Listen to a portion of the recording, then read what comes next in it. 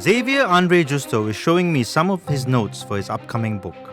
The 53-year-old Swiss national is coming up with a book about his personal journey through hell over the 1MDB saga. He is a key figure in the saga after leaking information about $700 million diverted from a joint venture between his former company, PetroSaudi International, and the Malaysian sovereign fund 1MDB. The money was diverted for personal gains.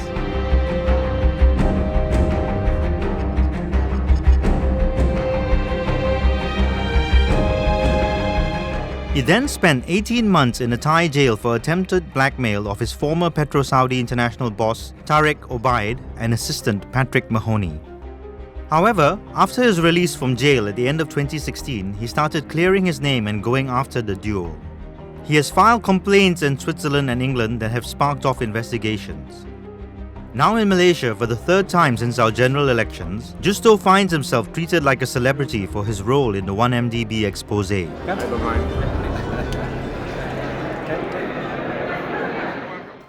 Hey Xavier, this is the third time you've come back to Malaysia since the elections. What's it been like? I heard everyone's taking selfies with you. Well, I'm a kind of celebrity, so I do appreciate that. There are very touching moments for my family.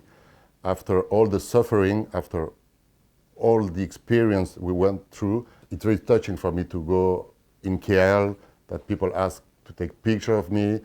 Everybody's like very grateful for what I did. Yes, thank you for the treatment when I arrived in Malaysia. But it wasn't thanks to me. It was two things. Thanks to the file I gave, thanks to the people that exposed it, that published it, Claire and The Edge at the beginning, and it's at the end. You voted. It was not easy for you to vote against the former government. And I heard you're working on a book of your life experiences. Yes, it's not another 1MDB, PetroSaudi financial scam book. It will be a book about my personal experience during my time in prison, what happened after I was released from prison. It will be also the story of my wife, what she has been through, what they did to her, because I suffered during this experience, but my wife suffered probably more than me. It will not be Malaysia related, really about a personal experience, something that we want to write for our son, for our families, for our friends, to know the real story of what really happened to us. He shared his experiences in whistleblowing and fighting financial crime at 2 conferences in Kuala Lumpur. I'm a Swiss citizen, and there are some Swiss banks involved in the PetroSaudi 1MDB scam. They didn't do their jobs. These criminals, when they want to achieve their goal and steal money, they need to come up with a plan, and they need help. In the PetroSaudi 1MDB case, the scheme of the scam was done through a UK firm. They were paid millions to come up with this plan, how to build the offshore structures, how to create a fictitious loan, how to reimburse the loan with the money coming from 1MDB. They should find this kind of law firm. The same applies for the banks. They didn't do their compliance job. They accepted billions to go into an unknown company. PetroSaudi was an unknown company. There was no money inside the company. There were no assets. How can a company like this receive more than $1 billion? Do your job. You're a bank. You are submitted to legal rules. The million-dollar question in Malaysia now is, where is Jolo? When's he coming back? What can you tell us? Are you going to run into Jolo in next time you go to China or London? Where is he? I cannot go back to Thailand. I've been blacklisted in the kingdom for 100 years. So probably they don't want me to go there. And I know that it was one of the hiding spots of Jolo. I don't know where he is. Believe me, if I knew, I will tell you, or at least I will tell the authorities. Hiding in China is one of his last solution. These people are big spenders. He will not hide forever in a small, Cambodian fisherman village. And he's probably not making any money. The money will be finished. He's the one that knows everything. So for a lot of people, the best solution will be for him to disappear forever. So I will not be surprised that Jolo is not going to be seen anymore, or that he will be found dead one day. I don't wish that for the guy. I mean, He's a criminal probably. He needs to be brought in court and sentenced if he's found guilty.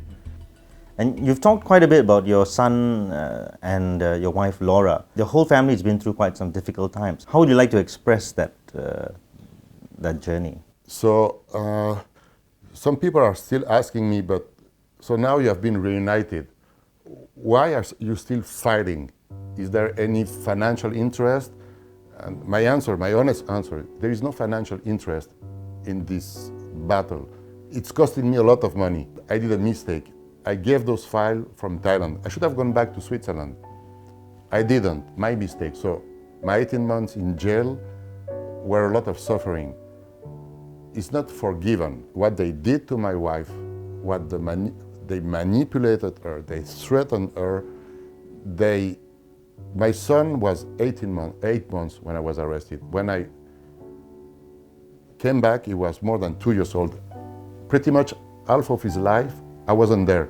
So the suffering of my life and what they did for me not to see my son for almost 2 years, this I will fight till the end to have those people sentenced for that. It will take me 1 month, it will take me 10 years. I will, and my wife will not give up on that. So one day, this 1MDB case will be behind you and you'll be back living, presumably in Geneva, a quiet life. How do you see the moving on for Xavier Justo beyond PetroSaudi? I have a normal life. We moved on, I moved on. I have a job, I have to take care of my family. I have a normal life. This PetroSaudi 1MDB part, it's a small part of my life, but it's an important part. It's not something that I'm talking every day with my wife or with my friend. It's something that we have in common. So from time to time, we speak about that.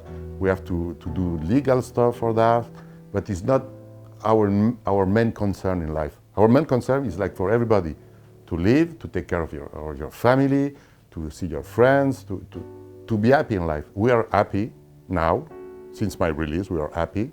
This PetroSaudi 1MDB, it's a part of our history.